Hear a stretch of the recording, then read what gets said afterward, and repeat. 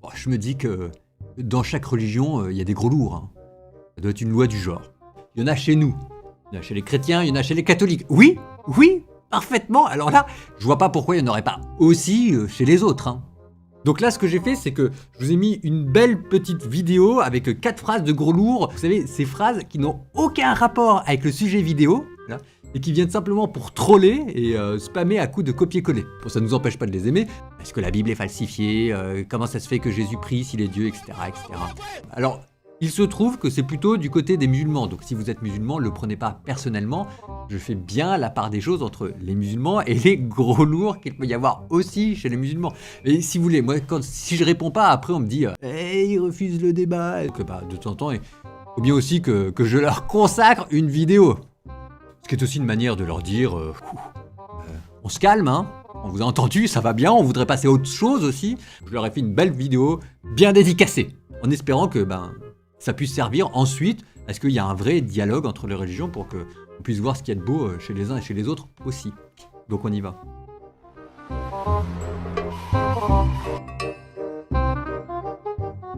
Première objection, la Bible a été trafiquée. Moi je dis que c'est une objection de gros lourd parce que écoutez, vous pouvez pas le dire comme ça quoi. Ça se mérite de dire ça. Faut avoir bossé, faut avoir étudié, donc faut avoir bossé le grec, l'hébreu, faut regarder concrètement dans le texte ce que ça veut dire. C'est ce qu'on appelle la paléographie.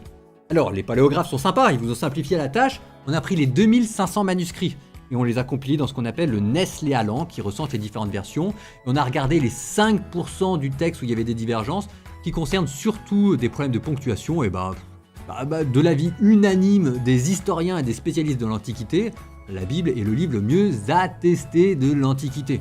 Enfin voilà quoi. Donc, vous pouvez par exemple comparer ça avec le Coran, parce que c'est intéressant là. Dans le Coran aussi, au début, il y avait des divergences, au point qu'il a fallu que Othman, un des premiers califes, le troisième, recense les différentes versions, il en garde une et il brûle les autres. Bon, c'est une différente option qui a été retenue dans le christianisme. On a gardé les manuscrits et ensuite on les a compilés. Et ça permet d'étudier le processus de formation du Nouveau Testament. Et ce qui est sûr, c'est que ce processus, quand on regarde dans le détail, c'est un processus complexe. Et complexe, ça ne veut pas dire trafiqué. Ça veut simplement dire qu'il y a un côté patchwork dans le Nouveau Testament, mais qui est assumé parce qu'en fait, le Nouveau Testament, c'est quoi? C'est simplement une compilation des premiers textes liturgiques qu'utilisaient les premiers chrétiens de la première Église. Donc une compilation qui date du début du IIe siècle, pour lequel au niveau doctrinal et théologique, c'est d'une transparence, il n'y a rien de croustillant à en dire.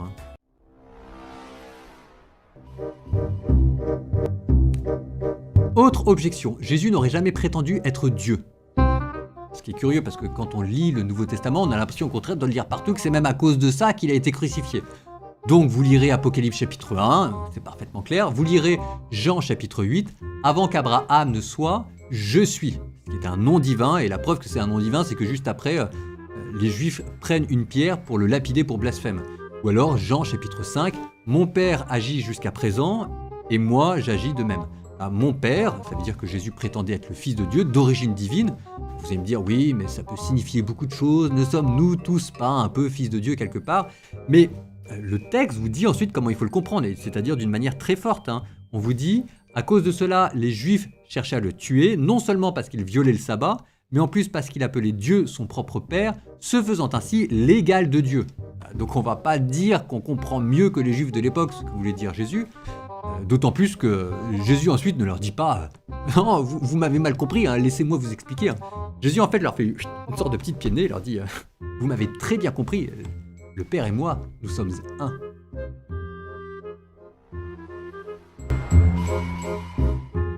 Autre phrase de gros lourd. Jésus ne peut pas être Dieu, il n'est pas omniscient, la preuve, il ne connaît pas la date de la fin du monde. Ce qu'il dit dans Matthieu chapitre 24, quant à l'heure et à la date, personne ne la connaît, ni les anges qui sont dans le ciel, ni le Fils, mais le Père seulement. Alors, je dis que c'est une phrase de gros lourd parce que, excusez-moi, mais quand même l'expérience montre que c'est les mêmes qui vous disent que la Bible est falsifiée et qui là maintenant bâtissent un raisonnement sur un verset dont ils pensent qu'il est falsifié. C'est les mêmes qui vous disent que Jésus n'a jamais prétendu être d'origine divine. Et là vous cite un verset dans lequel il dit le contraire. Alors sur le fond, les chrétiens ne disent pas que Jésus est Dieu, les chrétiens disent que Jésus est Dieu et homme. Et c'est ça ce qui change tout. Ça veut dire qu'en tant que Dieu, Jésus peut tout connaître, omniscience. Mais en tant qu'homme, il ne peut pas tout connaître en même temps. il doit choisir ce qu'il veut connaître. J'allais dire que dans sa conscience, c'est comme si un clou chassait l'autre, quoi. Il faut qu'il y ait une idée qui suive une autre idée. Donc ici, c'est simplement que Jésus choisit de ne pas se poser la question. Et on comprend bien pourquoi, hein. Parce que Dieu qui se fait homme, le but c'est pas d'épater la galerie et de faire des petits tours de magie et de passe-passe en hop, tiens, voilà mon omniscience. Vous imaginez, Jésus aurait dit aux disciples, parfaitement, je connais très bien la date de la fin du monde, c'est dans 2 jours. Tiens, vous imaginez la tête des disciples? Parce que connaître la date de la fin du monde, excusez-moi, je préfère autant pas la connaître, hein. Une autre objection. Jésus ne peut pas être Dieu puisqu'il prie Dieu. Alors je dois quand même dire que, écoutez, je suis un peu embêté parce que malgré la meilleure volonté du monde, je ne comprends pas cette objection. C'est même une des raisons pour lesquelles je suis chrétien, parce que Jésus priait, quoi. Parce que, c'est une belle chose que la prière et que je vois pas ce qui empêche Dieu de prier, quoi. Dans la Genèse, quand on vous dit Dieu dit que la lumière soit et la lumière fut, c'est un ordre, mais c'est aussi une prière que Dieu s'adresse à lui-même, que la lumière soit et la lumière fut. En fait, la seule prière dont je suis sûr qu'elle est exaucée, c'est la prière que Dieu s'adresse à lui-même. Alors maintenant, pour Jésus, c'est toujours la même chose. C'est ce que vous disent les chrétiens, c'est qu'il est Dieu et homme. Et que c'est pas un argument que j'invente pour les besoins de la cause. C'est la porte d'entrée, c'est le dogme central du christianisme. Donc en tant qu'homme, il priait Dieu, et en tant que Dieu, il exauçait les prières de l'homme. Et moi, je suis content qu'il ait prié, parce que c'est ce que je vous dis. La seule prière dont je suis sûr qu'elle soit parfaite et exaucée, c'est celle du Christ, c'est la prière que Dieu s'adresse à lui-même.